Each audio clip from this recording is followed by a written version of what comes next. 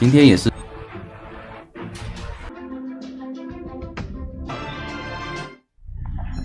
来了，先吸个地板，自然交易，整个藤蔓出来，看一下 AK3 主动请缨吗？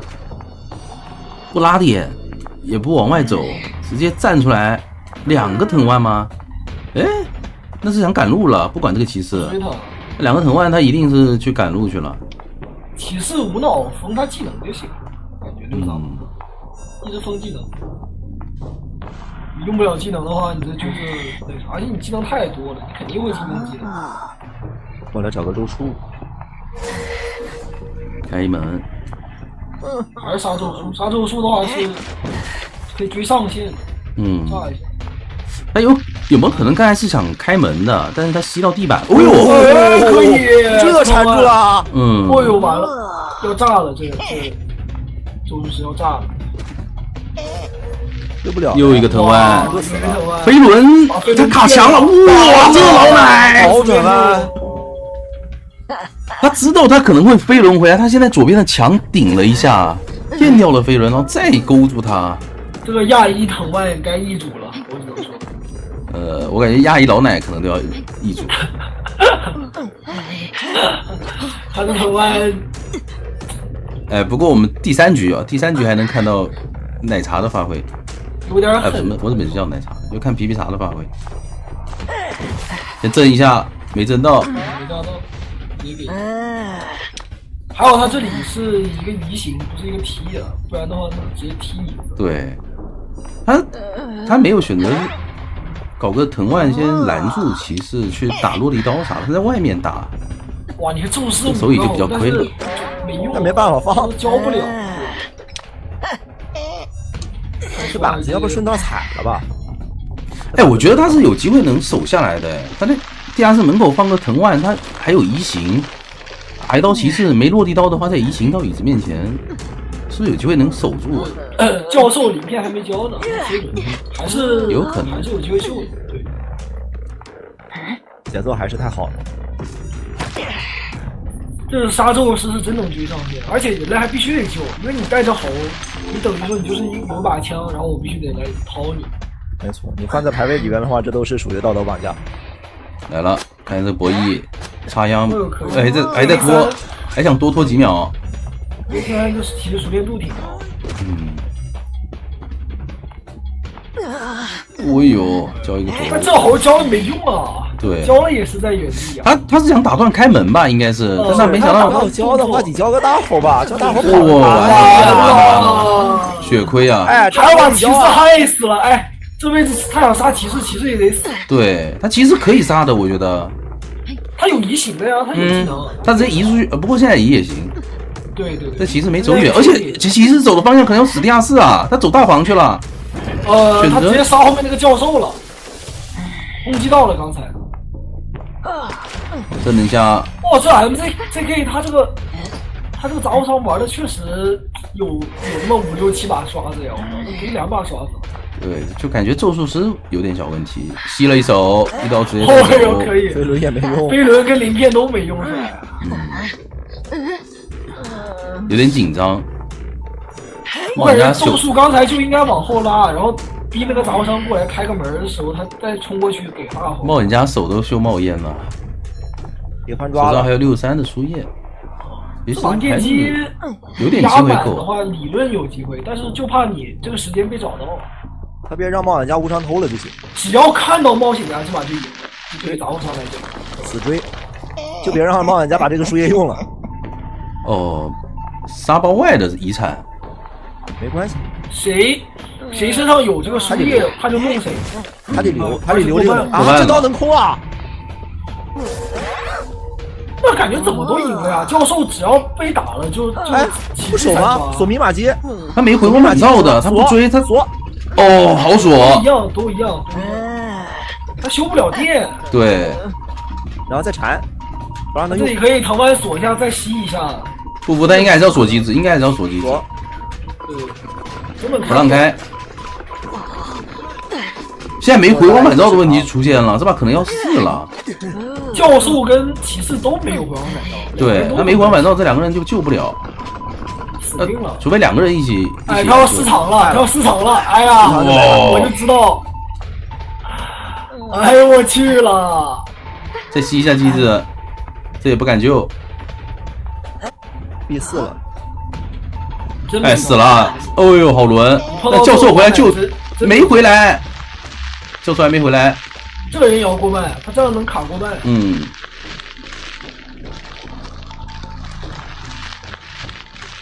过分了吧？这藤蔓时间这么长？哇，他在椅子面前可以这么久啊！哇，这么久吗？对，好久啊！哎，这大概有多少秒？7秒还是8秒？存在了。这个杂货商这个角色，我只能说目前还没有被开发到这极限啊！这角色还有很多可以研究啊，感觉。因为我们看的都是他的就是保平的那个下限。应该是4了吧？感觉应该是4了。藤蔓是根据距离来计算存在时间的。他如果在那个时间，他在那个距离内的话，他就可以接近无限，你知道吗？哦，他是只看你拉伸的那个长度。如果说你一直顶墙的话，他就。那基本上很少有人会无限制的去拉那个藤蔓。他是按照那个长度算的，但是他在那个椅子旁边一直没有。他拿这个东西来卡你过半很厉害啊。嗯，对。哎，小碎片看到了。2波预测全中，但是已经没什么用。这个 MZK 他是以前打过吗？还是就是纯新选手？新选手，但是他是亚服第1老奶的其中之一。严谨。之前没打过比赛。哦，他自己交了。我这新选手真有点厉害，起码说这杂货商的水平，我觉得。他这个藤蔓灵活，他不像其他那种杂货商，他那个就直直的拐弯，很像手搓。他这个打出来一种 PC 的感觉。他单论这个角色，他绝对是职业水平。精彩。别的我不知道，好吧，就是他单看这一把，他这个角色绝对真是逼。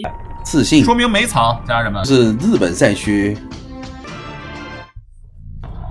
哦，他们这边赛区的都喜欢带闪现，根本就不考虑这种放狗的可能性了，也不考虑这个开门战怎么办呢？对，全是张狂挽留带闪现，直接找到先知，进攻一手突破口，继承下一波，加速小屋，这个本体啊还行。绕是绕不来，但是绕的有点慢。哎呦，这刀没拿到，差点儿。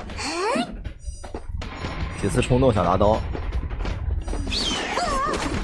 很稳啊！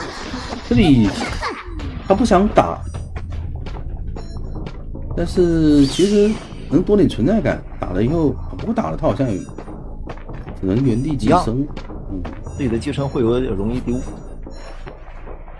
对，寄生体要跟过去了，但是还有2块板。他这个框感觉不是很好啊，这个框会挡住那个先知犀鸟的那个条。可以啊，先知好博弈啊！对，这个几次拿到都没拿到。哇，再补个飞轮，又起来了呀！单人先知3台，再送个寄生，这原生跟上可以直接交闪。哎，他先选择寄生吗？先选择寄生没有闪现身位了。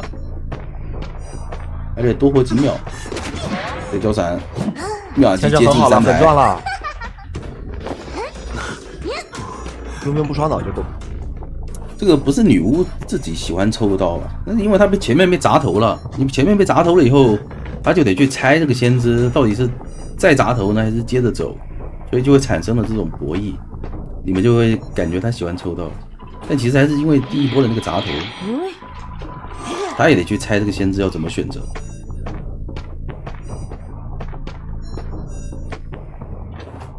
明的米亚解开了，但这个人卡满救啊6这么好卡满救哦，因为他们上把是4抓，所以也无所谓了，完全不吃压力，这就是发人。开门战。对，最有战术的人队，好吧。我上把已经有优势了，我这把就不会把它当做单独的一把。我再有优势，我也是得根据上把的战果来跑一个。这反向互换，互换弹到了先知这边，什么情况？给了一个双倒，就在一个很普通的平局中，要来一点复杂的操作。他这弹的位置弹的真的不是很美妙。他为什么不往大房弹呀？先知就在沙包里面，他往他不敢大房遗产。但是他往大房弹不会被闪呀。他反正要死开这两边，一个死开先知的附近，还要死开这边调酒的附近。嗯。但是好消息就是先知跑了，这样的话外面开台新的也可以接受，而且他们这把只有先知没有带回光返照。还可以再救。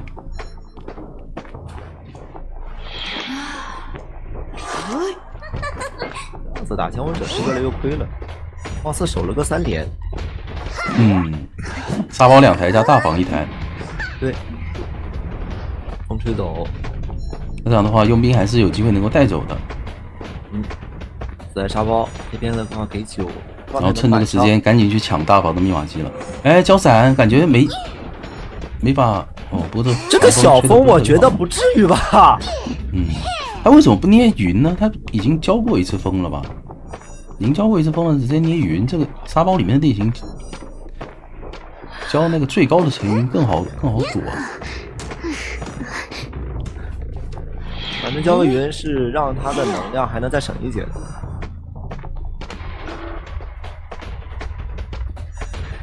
有兄弟爆乌鸦了。打一刀，老师救完人，自己还能喝瓶酒。大房也是终于开始修了。飞哥强送寄生。那这里又把飞哥往大房方向举。不过他再补寄生的话，密码机感觉压好了。8成，佣兵再过来救。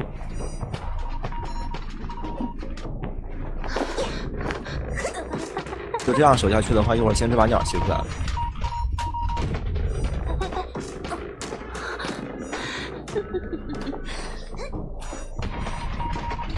还在换挂，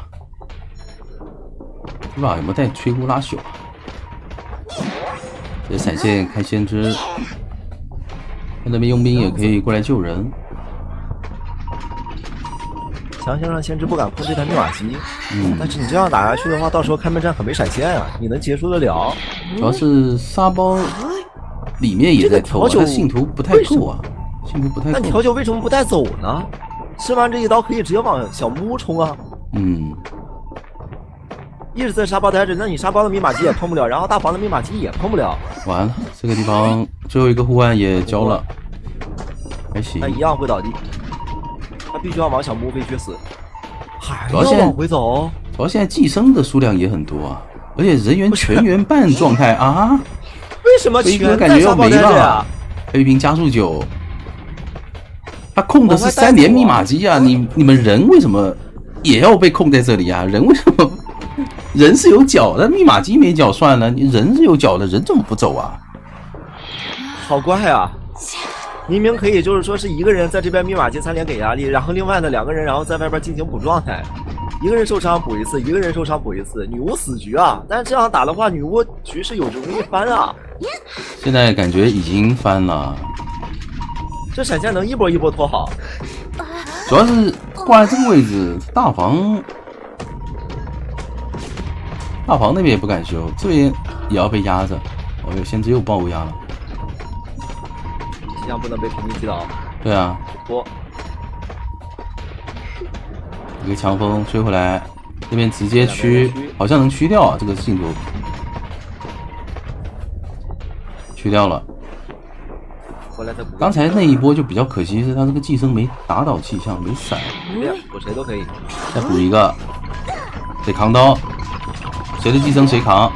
喂，恐怖的一击，强行开掉。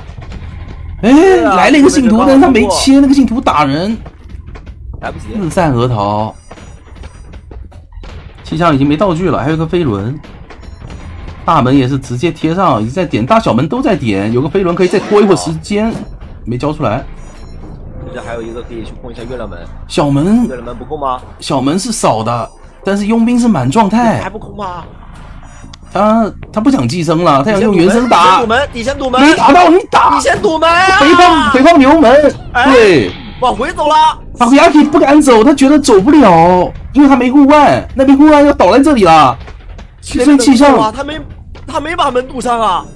对他没有堵门的，这里再打一刀气象应该是能起的，有一个飞轮能走门。这信徒来得及挂吗？交了自己，但是吧，已经是抓不了了。抓不了，但应该还是能留一个气象。那这是3跑局啊，这是。还想抽门，但手里有闪现。哎，气象想过来救一下吗？哦，他想走门，闪现，飞一轮没交出来，但交了应该也是要倒地的。这个战场一度，歌剧隐跃起来真挺多的。来了，直接追幸运儿去了。一个包裹，开狗，哎，脚印已经看到了，狗的有点慢了，这地方白拿一刀了。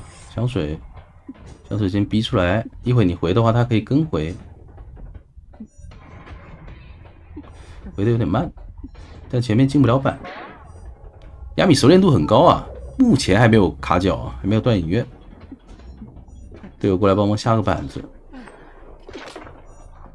诶，他是不是提前用了一个后撤壁弩预判，但没预判对，然后又交了一个龙骨弓，这波交了2个道具，但这样的话其实也不赚，说实话，为什么呢？因为弓箭手等于没修，这里把虚额打倒在中路，哦呦，这个倒车倒得很好，但是还是比较可惜啊，被识破了。OK， 这时长每踢一脚，2台密码机都有点远。挂上希尔再去踢，脸上1等航海师的密码机是多少？50多的密码机，53，哎呦，基本上是接近一脚完整的了。先逼出表，亚米第一时间居然不是踢密码机，居然先去逼救。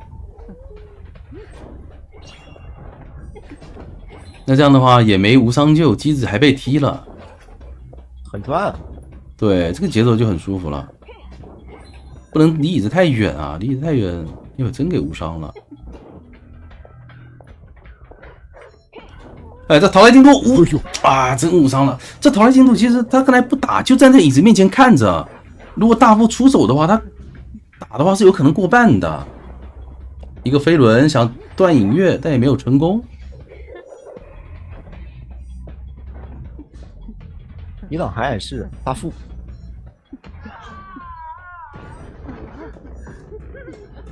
找到了最角落，但这样的话密码机是完全不够了。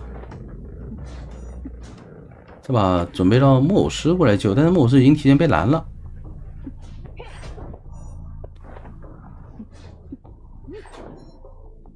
这位置被拦也无所谓，还是能救。回溯的有点远，哎，这不对了，不变身，没交出来路易，那可以再逼一个状态啊。这一波其实可以不打的呀，这波其实骗一下就好了。人不可能在一个地方跌倒2次吧？亚米觉得他会2次交不出来路易。哦呦，2个过板刀，这个完全被拿捏住了。板区博弈全胜。手里还有一脚失常，出去再把45那台密码机给踹一脚。哦，这局真是45的， 3台密码机挂飞1个人，好像就是大副那台啊。大副修了一半，然后跑去跟木偶师调整了，这节奏还挺舒服的。听到声音了，但是不想踢吗？他可能想留着一些传送啥的了，能不能排到啊？这里，哎，看到了，木偶师是半血的，楼上，亚米。救下来了，惊喜！要美食。哎，不对，还有 B 大夫的表吗？啊，这边还能再拿状态。对，那这就很舒服啦。这莫偶斯一会儿也没法救人，他现在把大副处理了，把表逼了，他开门战更好打。哇，这边把表逼了，再去追弓箭手，让那边两个人调整。两个人调整的时间，他能把弓箭手给打上乙的话，那么他节奏就有了。随时切传送。哎呦，这莫斯溜不动了，又是过板刀。亚米的歌剧主打就是一个头铁。其实 NGS 这边，你要说他大问题吧，也没有，就是那种小问题，就是感觉有点紧张，有点心态不稳。就你看着他，你会觉得他就是那种比赛经验比较没那么丰富啊，会有点慌的那种感觉。操作就变形了。嗯，然后就比如说自己从楼上跳下来，完全不看后面这种，然后就沟通出问题了。因为大副那边明显是在被追的，他从楼上跳下来，给的机会太多了，一个飞轮。但莫偶斯现在过半了，其实亚米是可以主动逼救的。又来一个后撤壁弩，弓箭手手上道具已经全没了，想解插吗？哎，这个窗真敢翻啊！哇，差一点就解插成功了。是的，而差一点就震慑了这个窗。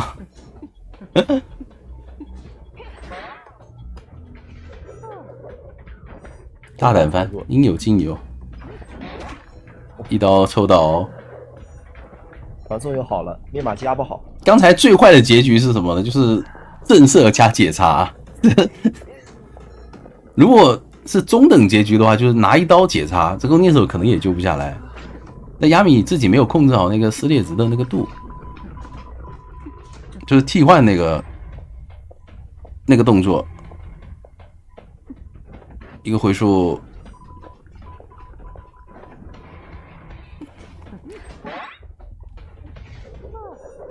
现在有2台遗产需要，去抢，就看先抢哪一台了。打倒可以直接传，那边密码机还在抖。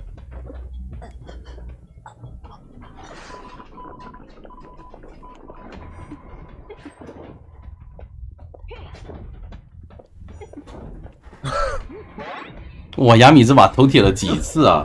你说是他就头铁，他头太铁了，但是他这个也不是移速快的那种过板呀，你要想砸还是能砸到的吧？没反应过来。求生者对完全没有预设，他那个会过板吗？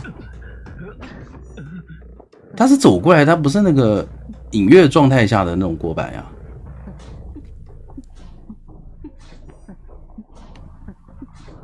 干脆就有拿一次4抓。哦，全场的第一次断影是吧？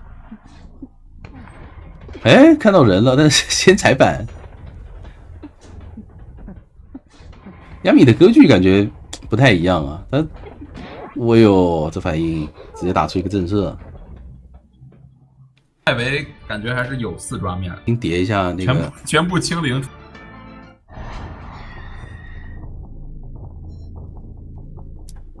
先把伊斯恩控到外面，他一开始肯定不会直接去那边的，反正先附身一下，然后本体到了园丁那边，等他盾快消了，再把伊斯恩拉回去附身。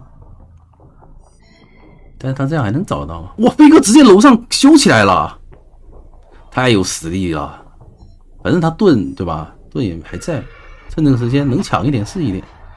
装模作样修机，这台虽然可能最后也用不上。哦，先吼一下，但是没有吼到，成功化解了第一波攻势，而且暂时还没有附身。医生先吼，不错不错。等下一波附身完，医生跟在身上就更好吼了。那地方平地，钝交的一瞬间抽刀了，飞哥给了波大的，他卡时间没卡好，他卡了一个钝消的时间下板。怎么说？飞哥在这里蹲没用啊！哎，落地刀完了，拉了坨大的，飞哥还是个地下室，更是雪上加霜啊！可以，飞哥，你这份恩情我会记住的，好吧？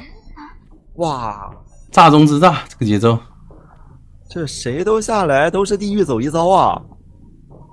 主要是野人这个东西，你要骑猪下去的话，那过来，碰空了。对他刚才想闪打断野人，但是还是慢了一点点，因为他闸头还没解开眩晕。野人现在骑猪下去的话，他是很有可能给那个双倒的。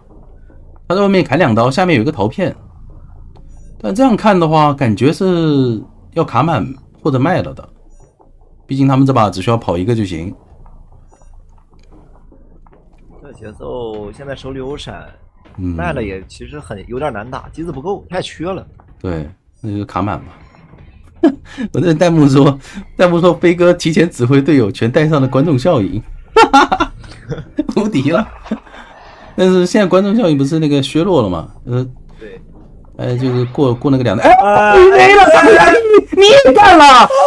这不对啊，真不对，这1个都跑不了了。哥几个不太想早下班，想多打一局。完了，塔克亚基感觉有反意啊，他这个应该不是保飞派吧？我现在怀疑他可能也救不下来。飞行家这里应该没什么问题，我觉得60多，还有一个吼本地吼没吼到还行，96没进圈，但是飞轮清空可以。阿拜才是真正的保飞派啊，这波救援还是比较关键的。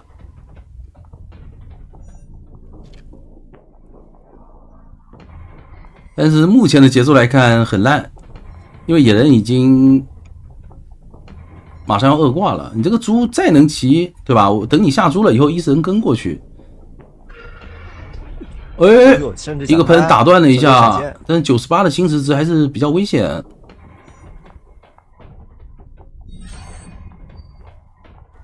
但没关系，我有闪现啊！这个闪现好像还有刀，因为他喷气背包还没好，没好。哎呦，落地刚好拖好了个喷气背包的 CD。这波悬停加躲一波刀下来，直接喷气背包就赔走。哇！阿拜拯救世界，飞哥躲好别被发现。我跟你说，这其实也还是飞哥的功劳，因为飞哥挂飞了，他才能够指挥出这么行云流水的一波操作啊。也是，不然你以为阿拜他真能躲掉那个闪现吗？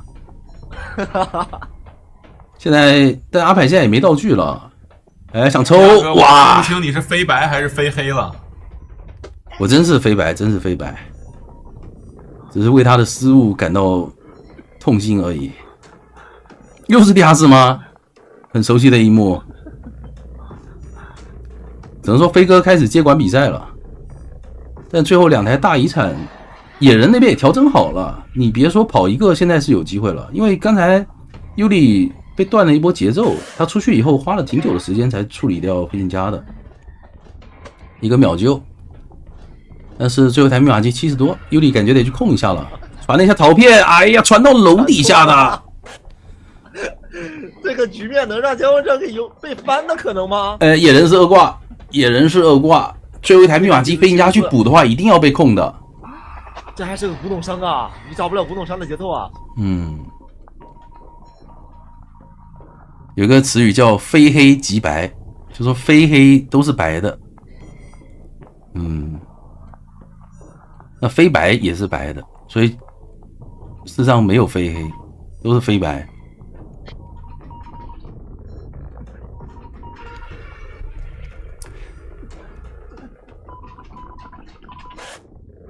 外面那台是多少的机子啊？85的，那还行。硬开呗，不管了。这人就是救不了了，飞行家都没有带回我反招。咱们现在要爆了呀，强开，然后一人一个门。对，但是你要拖古董商的门，我说实话还是有点乏力吧，阿白，你能撑得到古董商点开一个门？得本体过去啊。他想伊斯人赶过去，伊斯人赶过去先附身。古董商啊，他闪现要好了，附身完，然后赶紧闪现闪倒飞行家。飞轮预判，阿白，你在操作太高了，完了门要开了，尤里，完了，现在落地也来不及了。他其实不着急闪的，你先附身那边啊，哇！不是管他干嘛呀？这能跑1个，这也行，飞哥的躺。AWG。那他先手的意思就是说他的这个选点其实没啥好说的，溜不到但是吧？窥视者，哪怕是削过的羊也很难溜吧。正常看一下，这个阵容也挺稳的，小丑也好打，然后打羊也挺舒服的。哎，去找 Scorpion 园丁，但是开局直接找的话不赚啊，我感觉开局的话盾还在呢。哎，还在过来骗一骗，过来看一看这个刷点人在哪儿啊？没想到直接绕了一圈去摸这个角落了。看一下 M 口独栋的牵制，这个是要起笼子了。哎，先插野，这弹幕还在，笼子别是让飞哥让带的好呀！效应，哎呦，神了！哎呦，就是追抠神这的话，笼子起的好差。哦呦，这轮好轮，第一个龙废掉了，下一个猴也斩出来了，平地先给一刀吧，这个距离确实躲不掉。但下一刀难拿，你想看 M 口手里有2个猴了。而且这个笼子很大，不一定好拿刀的。对的，哦呦，可惜没进去，就差一面。但这个进度密码机进度还是比较少。它可以，而且还干扰到这个园丁秀姬了嘛？可惜没有通缉到园丁。就一波了。没通缉到园丁，通缉到园丁的话可以逼救，但插野插出来了，去了个盾。那这一来稍微卡一下位，卡一下位，可以尝试逼他救了，哪怕愿力不够也可以的。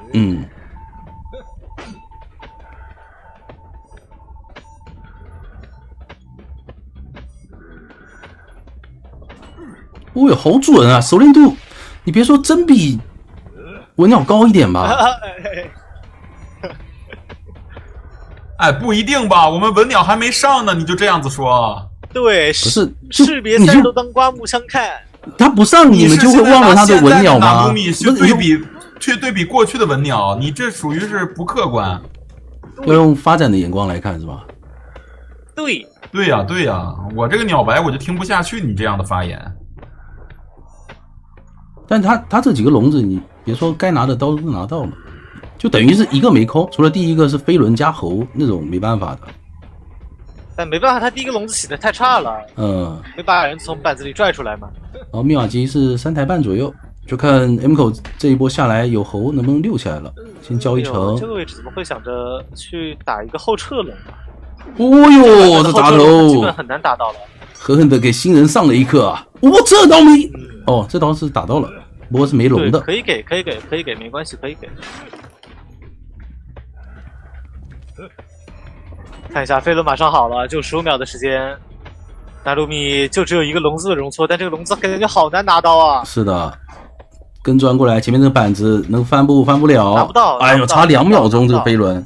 哎呦，这下是感觉 M 是想省道具啊，省出问题来了呀。他觉得这刀打不到吧？他其实再交一层头，这个飞轮是有机会能拖出来的。但现在挂飞的话，我要收回他抠神的名头了。野人那边不是抠神称号还能收回吗？那现在就叫 EMM 的 M， 可以的 M 的，对的，打得好才叫抠神，打得不好叫 M。续个盾，可以，然后前面直接进板墙，看能不能过板墙拆了。哎，不过这第2个笼子起得好，他这边钻过来以后，刚好笼子消了，所以他打了1/4刀是不赚的，因为他花了2个笼子的愿力，这也可以放单向笼。外面最后一台40的机子，应该还是得把园丁上挂。纳鲁米手感觉起来了，对，他把园丁上挂以后，再打一个疲于奔命，还是有机会能够把机子控住的。车来了，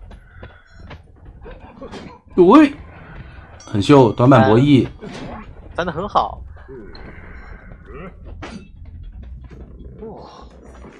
再拖一波，其实还是有平面的感觉。我感觉他应该会传，直接传了，传了再打一波来回控场，然后追这个魔术。但魔术也不好追啊。追到了 IJ 了，第一 battle。再补一个笼子。这几个笼子，出刀有点急了，快啊！他这几刀，主要是笼子里面起的位置也不好。对，这3个魔术棒交完，一刀拿不到，可以拿刀，还骗了一个飞轮，对，还但是下一个笼子还得等一会儿。另一边也开始起到30。那关键的是，剩下的3个人都有回光返照啊，这个笼子没套上，那就亏中之亏。哎呦，那完了，这下是真炸了。这个笼子如果说能把魔术师击倒，感觉其实还可以，但如果击倒不了的话，现在手里没人了。他击倒了，可以直接赶路去追园丁了，但是没击倒就很难受。哎，想骗！哎呦，好喜欢用后撤龙啊，但后撤龙不是这样用的呀。70多的机子，这里要挂红贴盒，然后赶过去吗？巴特鲁这个位置，目的也没地下室，很难受啊。你挂红贴盒赶过去，但其实救下来以后，离墓地的密码机也很近，他不一定有时间能够处理掉园丁的，而且园丁那边已经压好了。但你别说他挂的，他不用处理，他挂到这个位置来，他能够离另一个门更近，就有更多的机会。要打针对，看一下有没有机会。坏了，很好，人都跑好远了。很好，没有机会。那土豆那边可以压机，他们慢慢攒点愿力吧。人放出去了，进墓地牵制。这样的话，两边各点一个门。那卢米如果处理的快的话，还是有机会3的。一个魔术棒，但魔术师手里还有棒子，倒了。他这波是可以传墓地的，因为学校门那个人来救人会比较久。对，墓地门开不了，会比较慢一点。墓地门70多，传送落地直接框，野人走不了。击住了，传送，给他打下来。哎呀，走不了的，走不了的。坏呀，坏！野人为什么不去走另外一边门呢？感觉走另外一边门，为什么来点这个门啊？会好一点吧？没懂。对啊，可能怕。但是所有人都能记得他，记得这个守墓人。来看一下啊，会不会就差那么个就差那么一个绝处逢生。版本更新没带上他，可能。回到了100天赋的时候是吧？就所有人实力倒退，所有人实力前进，只有我倒退回100天赋。只有一个人倒退。100点天赋的时候不是也能点自起吗？他应该是故意去掉了自起。哦，来找 S1 弓箭手单练来了。好绕。哦哟，这2件没问题，飞一个笼子。哎，其实我觉得这边他不用假拆的，他只用一个壁弩就可以了。但这个笼子感觉也拿不到刀啊，这2个板子8只龙钻过来钻不进去，钻不进去的。这个就是跛脚羊的问题了。它不是它里面有空间，它钻不到外面的，连废2龙啊，这个龙还有可能再废的。哦，直接交兴奋，那也不亏我说实话，因为他交完兴奋以后他是没愿力跟上的。对，但是他骗了一支箭出来。整体来讲，这不上楼还能拖挺久的。不过这一波骗倒是骗得很好啊，感觉这位云是很喜欢反绕的监管者。一个飞轮，哦呦，又废掉一个笼子了，这个笼子。还想回钻呢，还没钻过去，拉远了身距。钻过去，坏了，有点厉害。真的要被 S1 弓箭手操作了。哦呦，想硬吃一个没龙刀。这笼子因为地形原因还走能钻吗？钻不了。长了一点。可以，我认可他实力了。他6跛脚好像3台啊。对啊，有点厉害的，而且你看他基本双台都没怎么用过上。他上楼以后都没翻那个窗啊，他是从中间那个洞跳下去的。对，我感觉会不会不是文鸟的问题，是 AWG 这个首发这个位置有问题啊？有种什么奇怪的那个特质。诅咒，说是。哎呦，别打了！在岛角落，密码界不干扰。这个节奏的话，没有回光返照，所以跛脚羊开门战还是有机会的。我有直接躺车底下，敢举吗？不敢举。这个位置不，抱歉，这要开了。真不敢举，真不敢。而且主要是你过来，你不知道这个车是刚到还是多久的，又多拖个10秒钟。因为裹了个拐角，所以哪怕想牵也不敢牵，只能老老实等。但等完之后，到时候再过来一个画像没套上，时间差不多了呀。30多的机子下来以后，守门人帮忙扛一扛。这时候园丁修的快过来把椅子拆一拆，是吧？然后守门人没带自己的那个伏笔可能就要出现了，扛着没自己，那只能吃回光返照了。这位置可以的，这里没问题。看能不能扛到回光返照好吧？但其实还挺难的，因为弓箭手是没回光返照的，而且他没有道具了。9秒钟的一个飞轮，马上拖好。那边也来人了，来了，又来一个自动门。看一下园丁要来操作。哎，没关到里面，再补一个。怎么说？帮忙砸个头，机子够了，机子够了。守门人现在就得往门口爬了，守门人往门口爬，感觉可以开了。那这给一刀感觉就可以直接亮了呀。但是这里可能要被秒。飞轮怎么说？轮到了车中间，你又来了，电车哥哥，漂亮，帮了2次啊，这电车。但回头这个位置不太好、啊。我点的是学校门，但是这一把里面的门没人点，墓地门没人点，他还有一个传送，还有争的机会。攻击到了守墓，完了，这传过去的，他愿力值不够，没法交2个龙。这车又来了，这车一记害3弦，这车害3次，这守墓人能上车的？你打出来他上车了，拖过去，不上了。拖一拖。直接打倒，但是墓地门已经开了，爆平了 ，CFY 5比3率先拿下 AWG。把会真要2比0吧？对啊，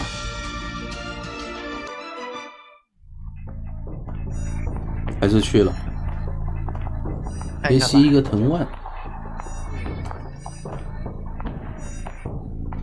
但其实火灾前期，打掉一个气囊啊。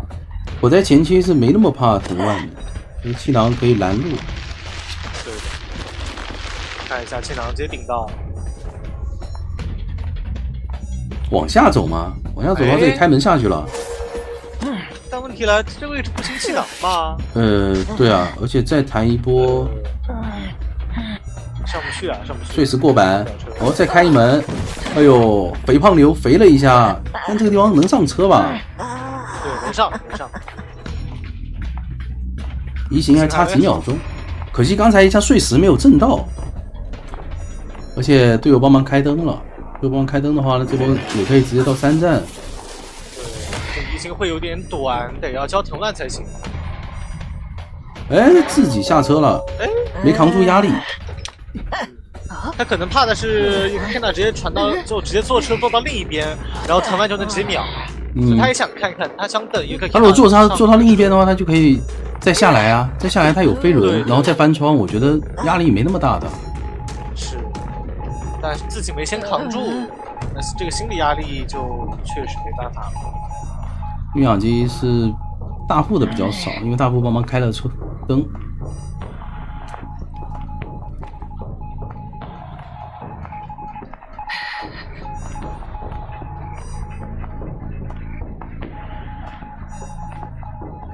想过半救，大副，但是你这里出来的话要被逼救了。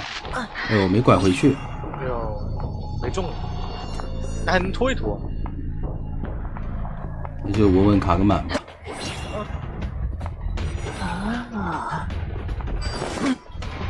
重金之托吸到了，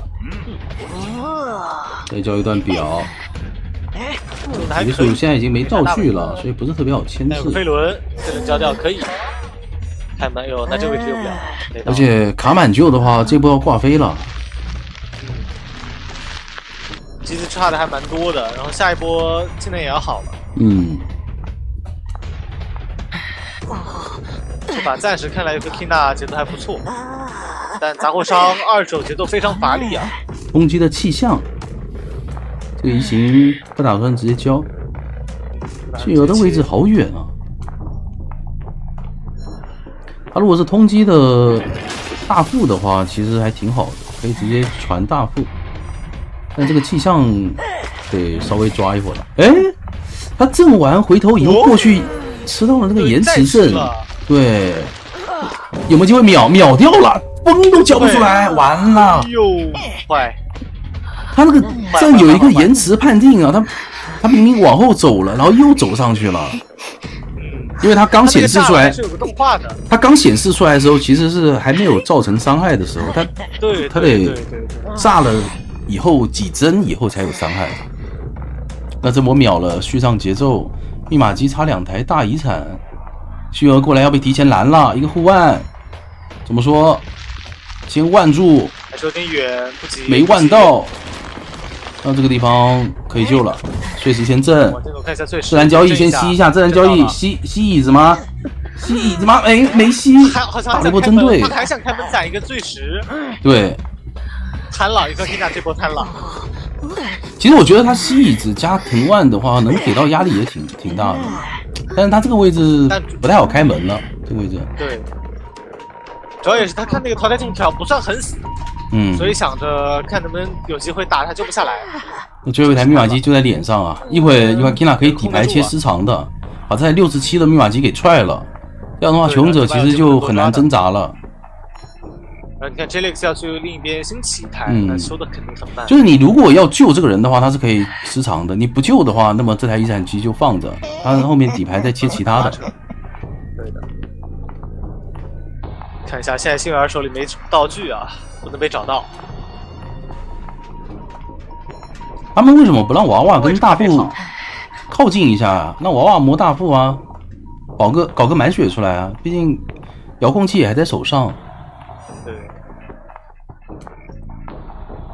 这把气象瓶一次都没交，气象瓶一次都没交，直接飞天了，真无敌了。主要是这谁也没想到一个气象能被。杂货秒啊！碎石飞轮失误，也不算失误吧，就没躲掉这个伤害。没躲掉，完蛋！挂上大副害羞的慢，未能开的。他那边应该是能够意识到大副就在起点方向的。对，然后这里挂上直接切个传送，去找 Jelix 就好了。这移形，那移形的话也会排到娃娃的耳鸣。Jelix 已经蹲下来了，他那个位置没地方去摸道具啊。鬼屋后面要走得深点才行。鬼屋后面那个道具可能被星娥摸了，箱子已经是开过的了。排点的位置不太对啊。但你别说，方向很对。难道能阴差阳错找到鬼板去？他甚至都没经过那个娃娃。前面娃娃要起耳鸣了。对，但这个耳鸣的话，他应该会判断错误啊，他不会觉得是在最里面的。得先把娃娃清掉再说。然后还要去鬼屋吗？还要去鬼屋吗？爆乌鸦了！要不要回去？不对，爆的是那个星儿的点。对，爆的是娃娃。对，爆的是娃娃。我还以为这个乌鸦是大副爆的呢。但是感觉也快了。机会了。因为这个地窖点，地窖就在滑梯。如果说这个表摇出来没问题的话，12元触发是能走地窖的。是有的机会能走的。看一下。切人插眼。吸一下地窖，打出来了。地窖上面能吸住一小伙吗？吸住了，倒在上面，但是能跳。哇，倒地直接跳，刚好。呀。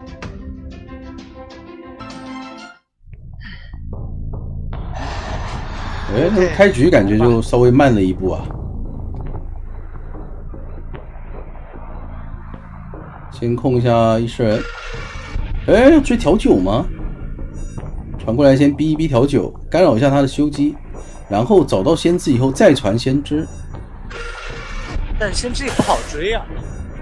吼了一下还没吼到，是吧？带的是位置很难打。飞轮的 M 口啊。对，看一下反绕，但 M 口防了，细节。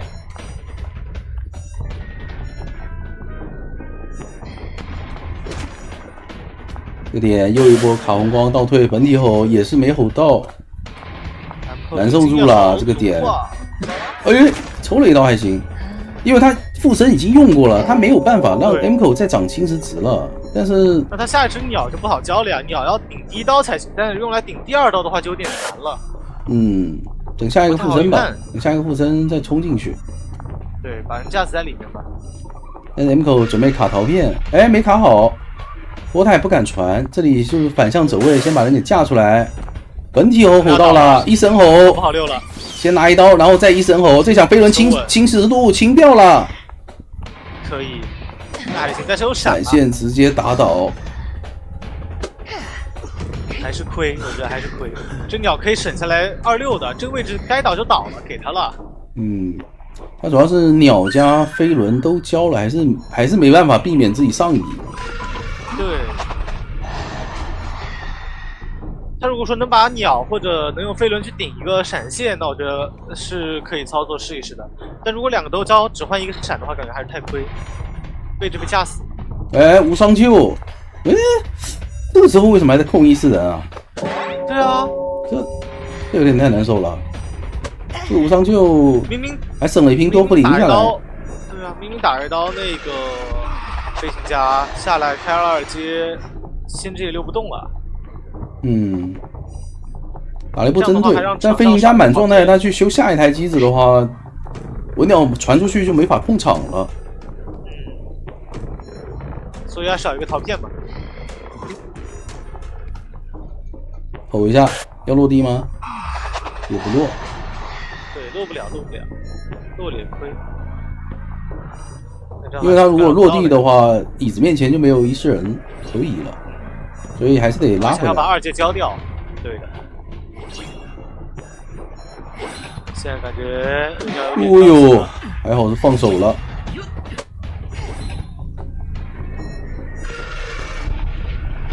怎么 Amco 还回头看了一眼啊？那这样的话2阶能杀了呀？看见1-4人能吼到不 ？Amco 也是在躲，一直在躲视角，躲掉了。躲掉了，哎呦！回来了。开始了，回来了，本体吼到了。这个位置 Amco 回头直接是个本体吼，什么意思啊？吼到了100，但秒机差一点啊，差20-30。这个位置其实能溜的，估计是刚刚暂停回来，可能视角没调好。其实就差一点点。你看他上挂以后传过来，这也可以强开的。可以强开。举起来了，最后一台没人碰。那不能开了。那这里有个地下室，要挂地下室吗？强挂地下室，还有一波手椅。最后一台密码机为什么没人碰上啊？他们应该是想着这一台开了以后，外面强行开的，但是可能刚才差一点距离，飞行家也是直接跟了下去。看到飞行家吃到那个侵蚀度也满了，就不敢开。那现在飞行家不好走啊，打一刀飞行家呗。上面有个1-4人，看一下附身怎么操作。附身飞行家能走吗？走不了，80多的星驰值直接被秒，而且起点开的密码机，文鸟他现在是知道人一定会往起点去赶的，直接把人挂桥上。这1-4人应该是看到大副了，能顺便看到大副吗？看得到，这门是点不了的，门是一点点不了的。那好了，这把有机会多了，不能让他点啊。然后1-4人拉回来，看一下落地，飞行家是没法附身的。本体可以过去，手里有闪，他要敢点的话，本体直接过去。等下一波调酒涨星驰值再过去，可以。调是一个加速多福音有闪现的，这里坐不了车的，而且有闪现落一刀的机会。有飞轮，还是闪现被打了。哎呀，那现在可以继续拉扯，大副也是找这个时间差把人给掏了下来。现在的情况就是看一下吧，现在2阶又好了，不过2阶好了，他不一定好秒飞行家，飞行家有悬停。他不用秒飞行家，把陶片放在那儿给压力就好了。对，去找大副就大副离太远了。先把1-4人拉回来。这个位置大副不会想强救吧？可以传过来，传送落地，然后一会儿再回头，一会儿再附身 Scorpion。对，然后打拉扯，收回。等大副涨星驰值，他就可以直接传回去了。大副好像想去点门啊，大副想去点门给压力，然后他们争取跑一个，应该是这样想的。大副涨星驰值了，但是是门口的陶片被拆掉了，涨错了。是的，他以为是椅子面前，但实则大副是把他勾引了回来。对。不过飞行家那边也可以附身，他还是点不了门，就摁拖。主要是2个人都是半状态，你把挽牛拖过去了，其实还是会被打倒。而且大副手上已经没有道具了。对。这把要4，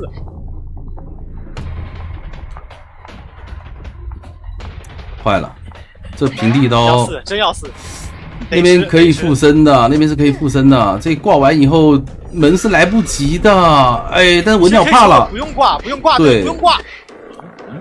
但还是挂上了，因为医生已经跟在身上了，医生已经跟在身上了。直接传过来，完了，真是了，家人们，不是吧？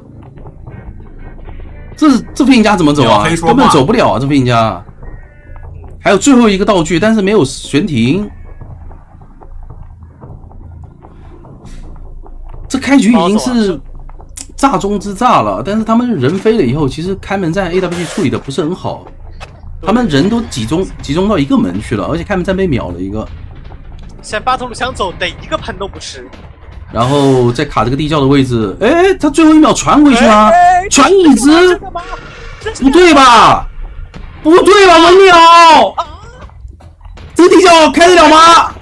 不了，真是惊险，文鸟，你差点就给人走地窖了，跳不了，鸟黑说话，对不起，说早了。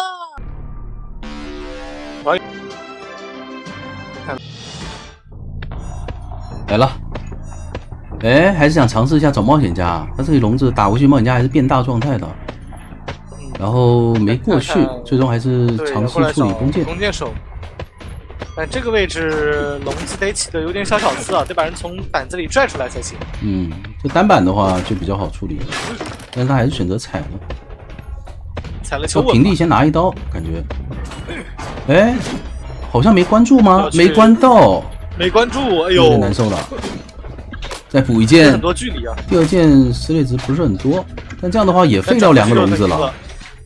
还把自己关起来了。追弓箭手也没那么好追啊，说实话。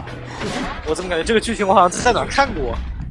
下一波是飞轮 CD 好加2个道具，所以还能废一个笼子。布里现在甚至40阅历都不够，等你攒到40了，你还得担心被废。但布里手里兴奋也好，看一下这个笼子要怎么博弈吧。就看这个飞轮能不能操作起来了。确定双弹可以，这个地方预判了对面弓箭手要回头砸，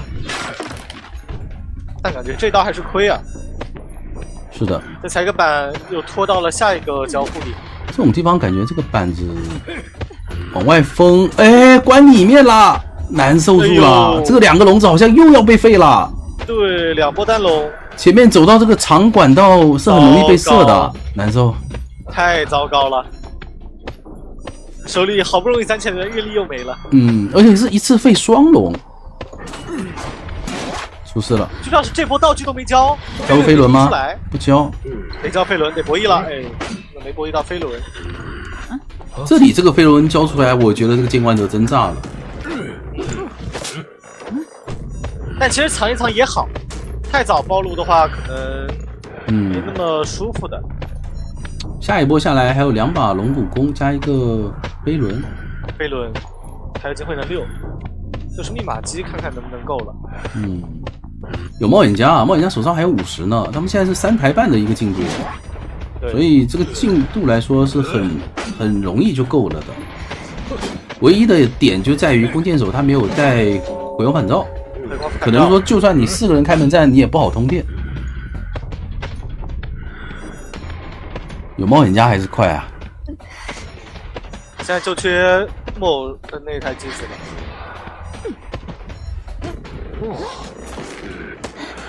要看一下麦肯到时候能不能救下来扛一扛。这个车还要稍微挡一下，多拖几秒钟。第5台还没碰上，第5台是冒险家负责处理，那没问题了。所以第5台密码机是34的这台，想拦一手，又交2个笼子来手乙。我记得这次他阅历值是比较多的，因为已经2阶了。第3段表继续摇，马伊克还在卡这个淘汰进度，完全打不到啊！这里无伤掏了下来，开扛，能裁掉吗？飞轮，还有2个龙骨弓，来得及，那来得及了，能扛到不？哎呦，可惜了。这波其实就算没扛到，我觉得龙骨弓得交啊！你把他兴奋给逼出来，你们开门战就有了。你没有逼出兴奋的话，没必要钻。对，其实没必要钻。你不逼他的兴奋的话，开门战其实还是有可能被多抓的。对的。通缉了大副，然后跟在那个大副后面，让大副帮忙扛，然后他射人武功。对，这样就好了。你要是侧刀的话，我就在按头呗。你俩分开那么远的话，他按头，不过没回反正好像按头也没啥用，也没啥用。嗯，直接打。还行。后撤龙，失去顶，再来一个后撤慢翻，恐怖的一击。传送已经没了，但也拖够了，也拖够了。这个位置也拖够了，对，还要踩个板。那这样的话，双方就第一回合上半场互相保平了，是，没什么说法。Edo 这个弓箭手前期牵制的还是挺好的，可惜的是最后一波啊，如果他最后一波能扛到刀，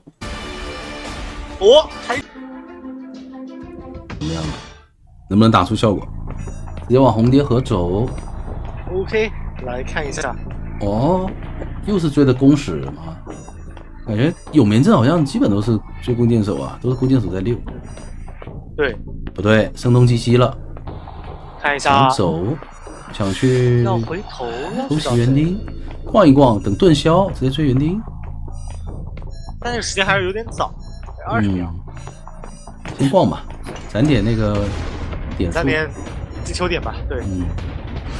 直接跳，哎呦，预判了吗？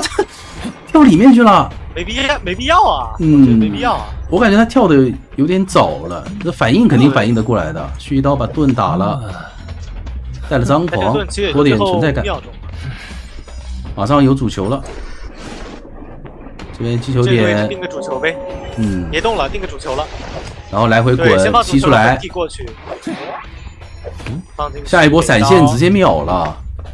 还可以啊，你别说，熟练度还是很高的，熟练度很高的。主要是 Nico 他走的这个位置是很容易被架住的，盾能续出来，但是也没关系，闪现蛮好了，可以用闪现收掉，而且这边有个地下室，又一个主球，可以省闪，看一下省不省得住，省住了，省了，那省了。他这种没有道具去规避你主球的角色，其实就是没办法，你张狂技能一开。你没法去躲这个主球，没法用道具规避掉这一波进攻的话，你就是很容易被打倒的。对，但这波风机子是不是封空了呀？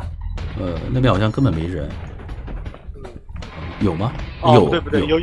哎，那边是有人换，有换走了是吧？对，换机子的，换机子。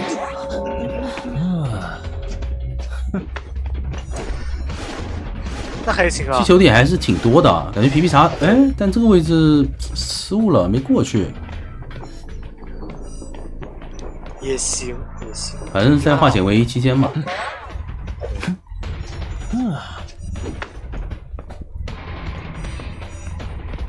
如果园丁多一个飞轮的话，可能还能稍微规避一下这个主球，但是他没有，他这把带纯化险为夷，就是难牵制。因为他手椅的时候还是挺省这个击球点，看一下下一波吧，下一波能不能拦住人，把他给往外运什么的。风弓箭手那台，对的，风弓箭上弓箭到时候修不开，他们扫不了人。但教授的话还是比较难拦截的，毕竟带了一手飞轮。想骗，还在骗。那教授我就可以这样打，对，直接这样打就好了。然后园丁有个继承盾，小心一下这个继承盾也就行。应该是有一个秒盾的。差了一点点时间了，这个秒盾没续出来。对，他没站定，应该在皮皮茶要传过来那一秒之前就感觉要落地之前就得先站了。对。等于少拖了几秒钟。现在对皮皮茶来讲还有控场的机会啊，3台密码机都挺多的，而且2个半状态他们都没有调整，这一波追出去有机会把教授秒了，续节奏啊！S100还是遗产，这里打了一个主球，有闪，哎呦，闪现被弹了，完了，最关键的一刀，哎呦，完蛋了，这个是完蛋了，车这个位置还把位置架住了，对，他前面还交了一波主球，我再砸一个头。太难受了。不过还好，S 版这台开不了，外面就得开新机。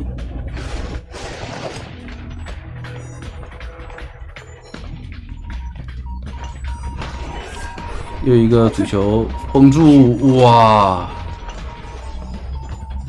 吸到了，这个教授打得好啊！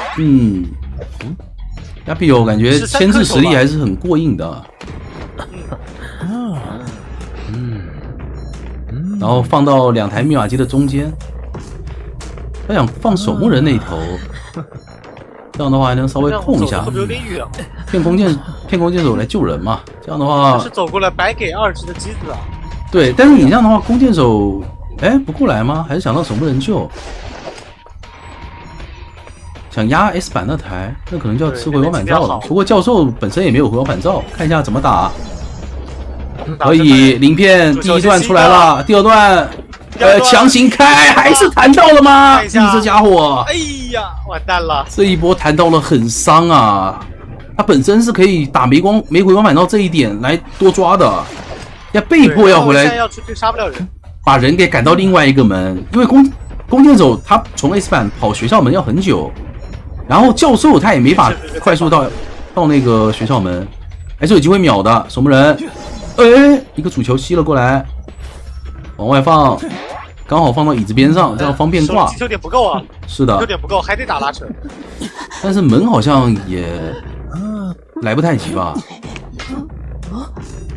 看一下他先管哪边，能意识到是在学校门吗？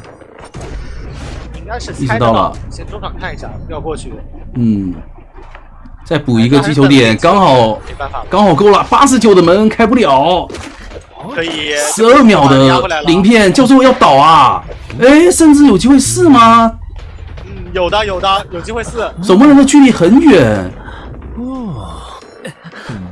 但过去应该是能救下来，手里有闪。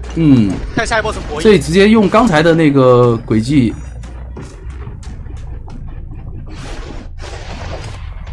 这个点要不先处理弓箭，闪倒，守墓人也去不了。哇，真是了，皮皮叉，漂亮！台球手对的，台球手是对的。主球再次关到，选好了心爱的椅子，无敌了。那熟练度很高啊，皮皮叉。对啊。其实教授中期牵制的也已经很不错了，包括开门战，他把所有人赶到学校门这一点也是没有任何问题的。就你把人赶过去，然后囤一下自己的击球点。瞬间赶过去，再继续控门。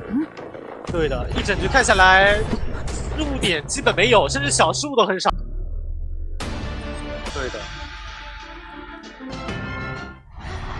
OK。好，来了，应该是要去找咒术啊。这些目标如果放在火灾身上的话，就有点太麻烦了。那会不会有点太麻烦这个点位？不好追吧？只能拉绳子跳过去了。对啊，那拉绳跳过去，本体跟伊森人都离得蛮远的。伊森人先下面拦呗。弹完了以后附身可以的。可以。医生吼到了。也看到了。61自己偷看。落地又涨到了70多，现在15秒的一个飞轮，感觉有机会能拖出来吧。然后一会儿再用这个陶片清一下侵蚀值，有没有这个熟练度？91了。吼回来了！吼回来了！本体再吼一下，还好本体没吼到，不然炸了。但是现在有闪现了，下一个附身还有一会儿，先干扰一下外面的密码机。哈莎这个位置走，亏了点距离啊。无所谓了，他等下一波附身了，下一波附身火灾，然后闪现收了。但不清球嘛，我觉得刚刚可以清个球啊，反正到时候还得复速，还得急速的。大副这个皮肤感觉挺像那个斗牛士的。落地刀倒了，落地刀有点亏了。大副也71了。71看到了，还行吧，这个节奏对于双方来讲都还行。但火灾的飞轮没交，然后还有个气囊没收，也得看看怎么打。这把也没法保人，主要是99、100打出来了，12元提前打出来好像救不了了吗？这个地方还能传一波不？有闪，不了。有闪！哇，单剑打一击，大家打的真好吧？为什么不用伊斯人附身椅子再传一波啊？他觉得打断不了吗？哦，他没二阶，他没二阶，想着手里有闪，他存在感，手里有闪去处理。他存在感差一点点到二阶。哦，现在才刚开，他刚才如果有二阶的话，他直接传送回去的话是有机会能够对不让大副救下来的。主要也是看大副这个身位有机会就闪。哎，可以，这波传回来就等于是打了个双倒，赚到了。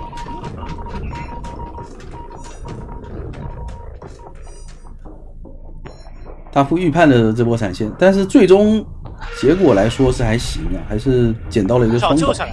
对，因为求生者那边还得派人去救大副，然后再派人过来救这个火灾，有可能卖了，因为外面已经没有化险为夷了。如果你们救完大副的话，其实求生者的位置是很容易被排到的。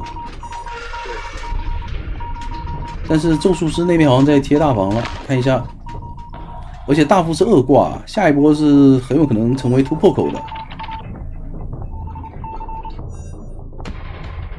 已经卡到椅子边上了，先附身。然后医生要拉回来吗？救下来，直接打一手针对飞轮都没按出来。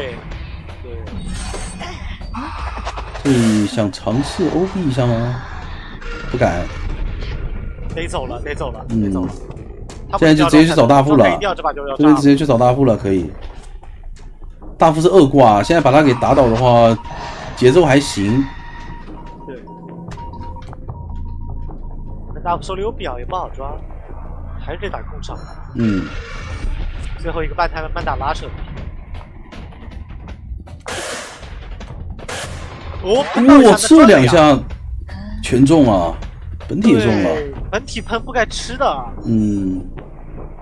吃本体喷就很亏了。那求生者被迫在外面开台新的，这样的话记者进入半状态，对于哈萨来说更好控场了，因为他下一波闪现就好了，基本上。哪怕你是大副，他落地也是有机会能秒你的。再等一个2阶，2阶落地。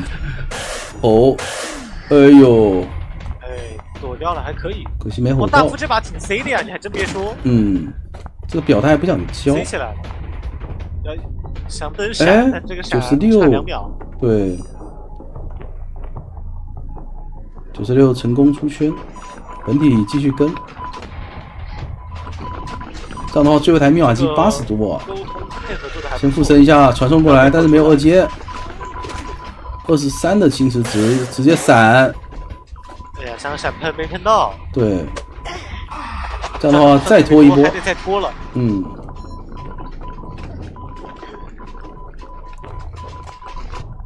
现在全员半状态。这波外围2个求生者，对外围2个求生者逛的有点久了，状态没补，道具没摸。没办法，打艾维你其实很难有机会调整状态的，还是亏，我觉得还是亏。大副好像想去跟记者集中一波了，但感觉大副是一直在逛啊，分的还挺开的。大副翻个箱子确实也不错。拖根针啊，这段时间一直在逛的话，没什么太大意义。这个位置新起也没用啊。这台机子是不可能给你起开的，现在还帮咒术分摊压力了。对，他现在没有2阶，可以传一下控一下。如果能平地逼出大副的表的话，那就更好了。骗了一手，但这把看下来，求生者还是不好打。对，因为监管者可以着急。阿甲一个人控3台密码机，全给你控完了，他这思路太清晰了。只要有一波失误就直接炸了。而且他对每个人身上的那个附身时间都是把握的很好。你看他是附身好了，又传过来60。大副这波得交，表再交出来，那大副必须得出去了，机子不能碰了。但这样的话，咒术相当于是卖在外面。第2段表空了，修不了。但这波没2阶啊，没2阶这个咒术应该是秒不了的。吼了一下，有飞轮，有3层猴。大副那边没道具了，下一波传送大副可能就要倒地了。对。然后再附身一波记者，让记者不敢修。也已经拖的只剩最后30秒了。他这里把医生拉回来，然后准备去传大副了，因为大副那边附身马上好了。是的。这波只要附身到大副就要上2挂了，有机会。2阶59，差一点，差一点，能吼到吗？但往前走追猎能起这个位置得倒，对，得倒。可以，密码机91，还能再打一波上挂节奏，求生者感觉要被迫强开了。对，98、99，还是说来一波倒地救人呢？哎，要挂地下室，来得及吗？能挂进去不？来得及吗？应该可以，应该可以。大副也没什么太强力的挣扎，而且这样的话可以考虑把伊斯人拉回来啊，放在地下室门口守会更好一点。有个救人娃，看一下有没有机会吧。飞轮，哎呦，没有打到那个回光返照起身救啊，那很亏啊。这想用伊斯人先去控门，但咒术根本没往门边去，反而是大副来到了门边。本体不动了呀！哎呦，他亏了，本体不动了。本体如果给压力的话，手里有闪的，但现在的话，本体没压力了。对，我觉得刚才还是伊斯人留在地下室门口会好一点，然后打一波压起身，两位穷者他是跑不到地下室门口的，你传出去是有可能把2个人侵蚀值都给叠很高的。是，现在还得慢慢拖，不急不了。现在有闪现，咒术也算比较安全，但咒术你看3分猴处理不了。对，哎，脸上有个大副，如果能闪现秒掉的话，这把真有4抓机会了。太远了，不好闪，太远了。看到脚印了，还要跟一段时间的，不好闪。直接传走了，被咒术师给骗过来了。哈莎现在被架住了，手里热闪不好交。他主要也没什么太大的身具去闪这个咒术，关键是咒术师也有道具。他现在很担心这边的门被偷啊，只能再等，只能再拖一波。对，传过去了。那这样的话，离大副就稍微近了一点。对，2阶省下来，咒术不敢点了。这个位置可以闪，闪完之后看咒术要不要点门，咒术要点门有2阶的，应该要倒了。挂飞的大副，两边的门都，那这把有机会要多抓，没太多进度，对，挽留还有30多秒，如果能先找到记者处理的话就还行。先传一个门，脸上有耳鸣，但他没看到左边记者跑了。对，距离拉的还是算比较安全。现在的话，挽留最后20秒，看看能不能把这个咒术的4层后逼出来吧。刀是肯定打不到了，但是道具逼出来还是个问题。看一下距离来得及吗？啊，这样的话距离不够了，因为他控了一下自己的那个。但记者，说实话，记者也走不了。咒术师再怎么牵制也是无效牵制。对的，因为你记者他不敢点门的呀。不让他离门近就好了。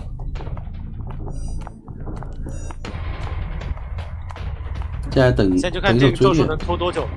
对，等一手追猎追。咒术不能吃刀，然后手里道具也得尽量少交一点。看一下另一边内扣不敢点了。这样的话，哈夏能拖出来闪现，但求生者啥也拖不出来啊。对，而且内扣一直爆点，你要想偷偷去点那个门也不行。对，来不及。他主要点另外一个门也是一样的呀，但一人调过去比你跑得都快。对，一样。你主要是半状态啊，飞轮没用啊。伊斯人喷了一下94，赶紧把伊斯人调过去那个咒术的门。对，你有飞轮是吧？我不着急，我反正下一个闪现50秒，等完这50秒，下一波闪现落地处理完，不过这里咒术很聪明啊，没有去前面那个门。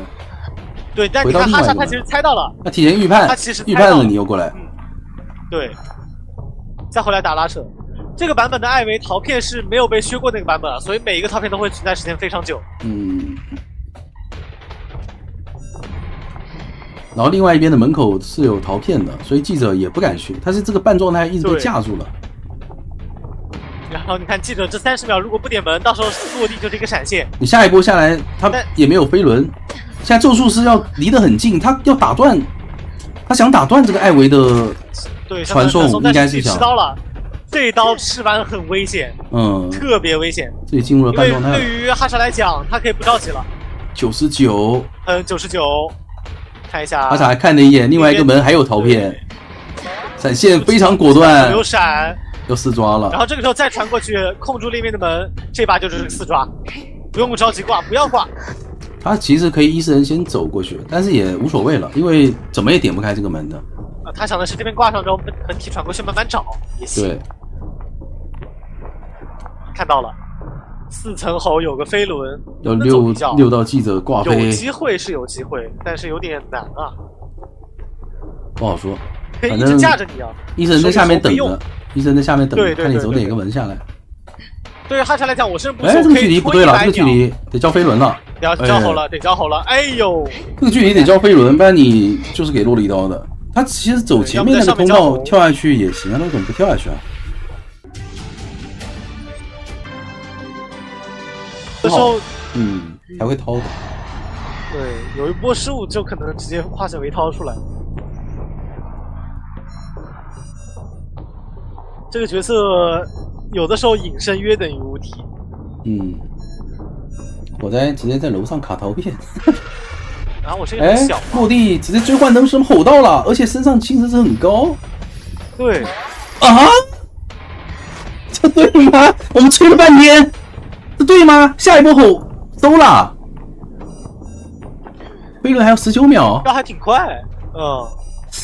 这别说，这对吗？你别说角色正确，但是打的好像就有一点点问题了。下一波吼还在卡红光，看一下医生先拉过去吧。要不尝一下本体吼呢？医生也没动，刚才。不过他这一刀也太快了，又交了一次。喷了。他这一波不好喷，我说实话，这个距离是有点远的。他也不太好预判。不知道本体在哪，只能等结束。对，然后等下一个附身。对，虽然说有飞轮，但是还是很难清空啊。说实话，我觉得得倒了，很难溜了。他这个平地拿一刀是怎么拿到的呀？我就纳了闷了，这么厉害吗？他预判那个隐身的那个位置，他主要是落地的那一波吼卡住了幻灯师的位置，导致他没有第一时间出圈。在原地卡了一下，再交技能的时候，艾维就是直接给蒙出来了。但现在问题不大，因为还是那个道理，只要走一个，这个人没溜好，再让他溜一波就可以了，再试一次就好。而且主要他飞轮跟对那个定格他也没配合上，说实话。刚才不是附身完吗？那个圈。这个位置飞轮抢双，哎呀，是飞轮抢双，哎呀，吃闪，也没招，脸上还带大一颤。看36吧，看36吧，手里道具还充足，要不要救？干脆不救了吧，我觉得。感觉得考虑救一下吧。不过他飞轮交了是有点不救了，对啊，有点亏。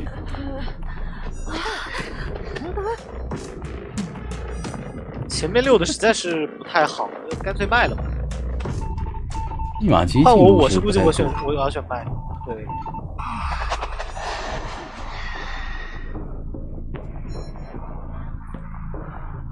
卡兹基恩斯菲利克斯，不是，这还能找到角度吗？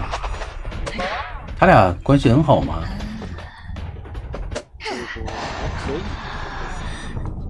有高低杀，看一下手里这个道具怎么用吧。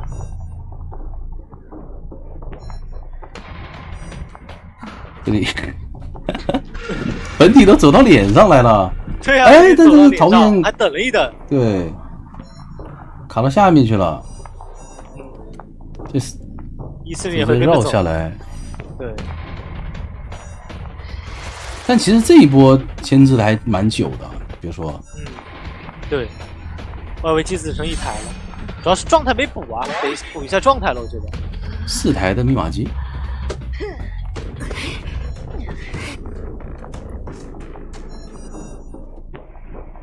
求生者道具倒还挺充裕的。改学霸的点点星光。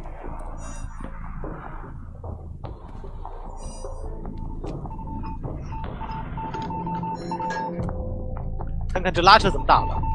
这台密码机就是好，这台密码机抢不掉，你就算没法附身，它其实走过来，时间上来说也不太够。对的。不过卡魔了。外面把佣兵调整一下，又卡魔了，卡2次魔。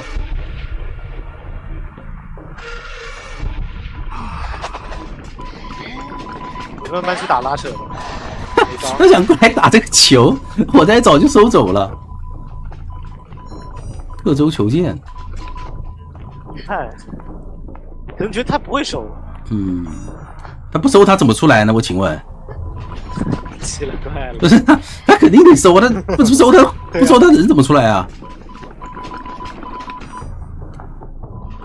现在状态都还好，唯一一个半状态的也是火灾追不了。哎，他本体怎么在那儿？本体动起来啊！佣兵回来抢这台，还等激素。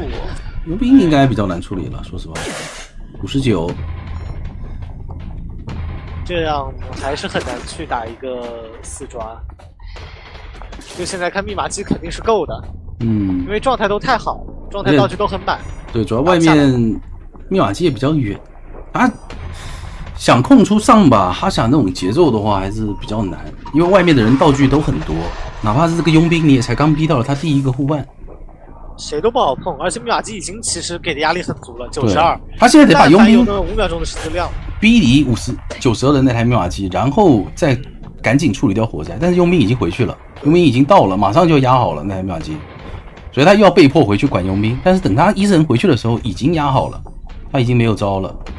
这波穷者是可以开的，火灾也带了回光返照，所以准备布置开门战，隔窗刀还行，拿到了这波隔窗刀。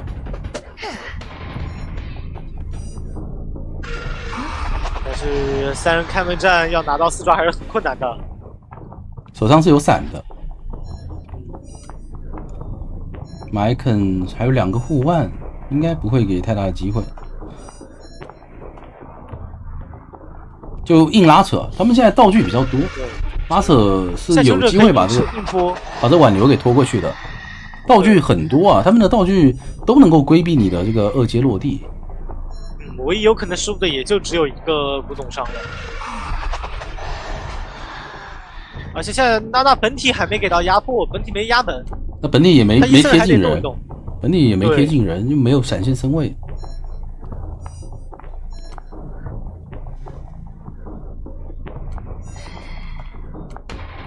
这把节奏还是挺炸裂的。还有一个护腕的佣兵，看佣兵多稳啊，直接拉远距离不给你闪现身距。对。传回门口，这里又是那个气囊堵门没法附身，只能被迫传回来。要再往前走，我就这个位置直接将气囊我弹走了。弹走完附身，那感觉只能留火灾了呀，因为伊斯人和本体都在一个位置。佣兵那边已经开始点门了，闪现想闪飞轮，只能闪看。闪现击倒。但医生已经来不及去管佣兵的门了，而且2个门都在开，对，应该是平局了。所以这把就结束了，还是一场2比0，很快啊，真的没机会去拦。还有机会吗？也没选择落地，对，因为他当时挽留是快没了，所以他没传过去。挽留已经过了。说穷者会不会要争一争？这还争啥呀？他跑一个就赢了，还争？对啊，没道具了。12000分。